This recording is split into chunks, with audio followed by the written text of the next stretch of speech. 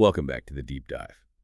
Today we're tackling a really high-stress situation. You know the one.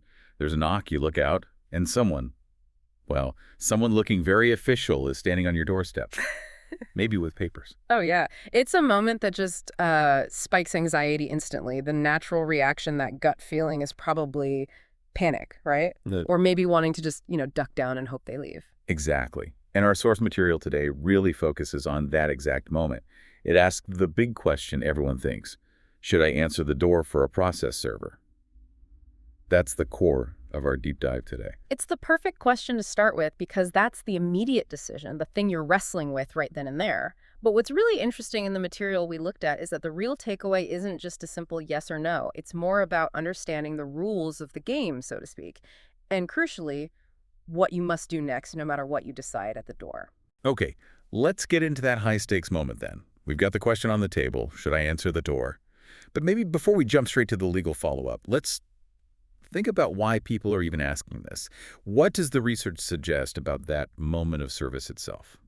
Well, a common thought is that if you just avoid the server, maybe the whole thing goes away. Right. But the sources are pretty clear. You might delay things a bit, sure, but you almost never stop the actual lawsuit. In fact, trying too hard to dodge service can backfire.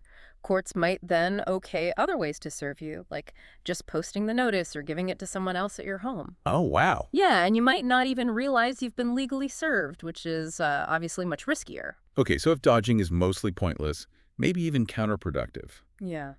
is there actually a benefit to opening the door, tactically speaking? There can be, yeah. It comes down to control and knowing what's going on. If you do answer, you make sure you get the papers. You can see who the server is, maybe check their ID. You know right away what the case is about, who's suing you, and importantly, what the deadlines are. And actually knowing those facts is way better than finding out later after the clock's already been ticking, maybe because they left the papers with someone else. Right, so it sounds terrifying, but actually engaging. Taking the papers, noting the date, might be the smarter legal move, just because it gives you clarity. In many cases, yes. It establishes a clear starting point. Yeah. You move from the state of anxious guessing to actually knowing what you're facing. You stop hiding from the server and start dealing with the actual claim. Exactly.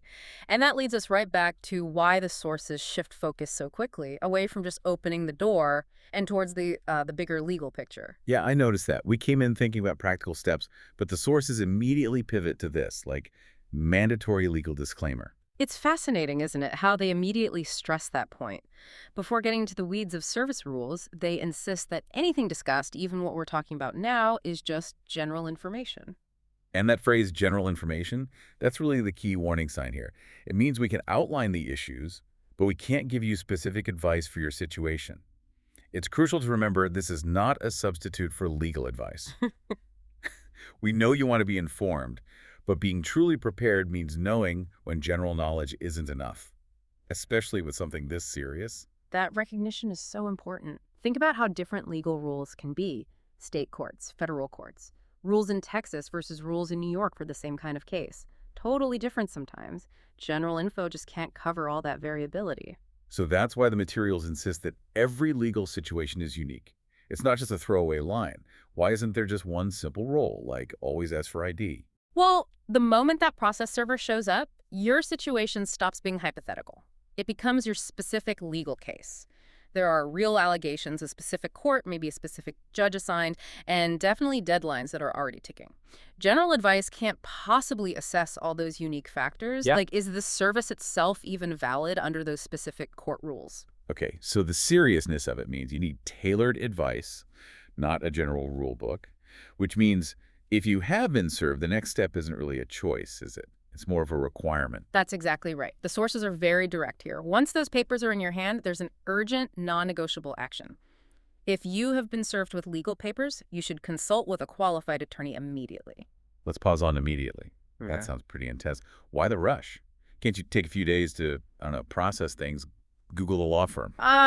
You really can't afford to wait. The legal system runs on very strict clocks. We're often talking deadlines measured in days, maybe 20 or 30 days, depending on the court.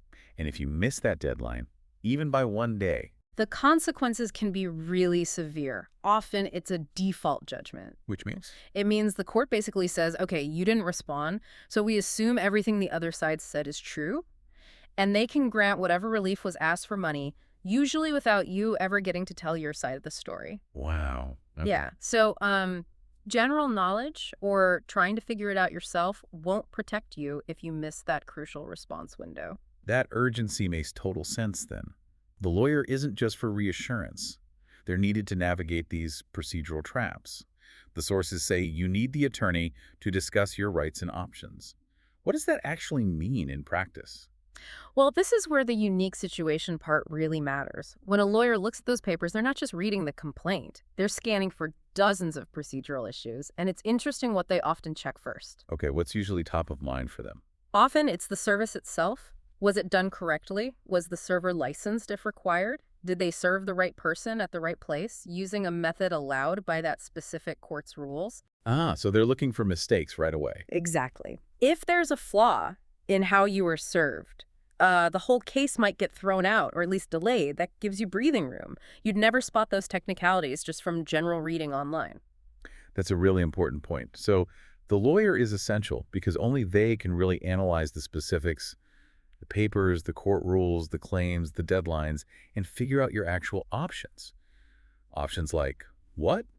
Trying to settle, challenging the court's location, spotting a flaw in the original lawsuit itself. Precisely. All of those things. Defining your rights and options goes way beyond just common sense. It requires deep knowledge of the specific legal code and procedures. If you try to wing it based on general info, you could easily mess up. You might accidentally waive a really important defense without even realizing it. For example, filing the wrong kind of response could mean you lose the right to argue the cases in the wrong court later on. Got it. So talking to that lawyer immediately isn't just about understanding the lawsuit, it's about kicking off your defense strategy properly. It's like activating your legal safety net. The second you're served, the game changes. The stakes are high. You need someone who knows how to navigate that specific legal maze and figure out what parts of your story, your situation, can help you fight back or at least minimize the damage. Okay, that really brings us full circle on this deep dive into, yeah, pretty nerve-wracking scenario. We started with that very direct, practical question that causes so much stress. Should I answer the door for a process server? And what we found in the sources is that the most critical piece isn't necessarily what you do in that split second at the door. It's the mandatory, super urgent legal follow-up that has to happen right after. The sources really hammer home that general knowledge just isn't enough here. You need personalized professional help fast. So the big takeaway is clear. Yeah, maybe you can avoid the server for a bit, but once you have those papers, the legal clock is ticking specifically on your case. The time for Googling is over. The time for calling a qualified lawyer has absolutely begun. Definitely. That's the knowledge that protects you, not necessarily from the lawsuit itself, but from losing by default because you missed a step or a deadline. And just as we wrap up, here's something to think about. Consider what it means that the legal system itself basically assumes the moment a process server appears, your situation is so unique and urgent that relying on general knowledge is almost guaranteed to be risky. What does that suggest about how complex the system is and maybe about the challenges for people who don't have quick, easy access to a lawyer when they suddenly need one? Something to mull over.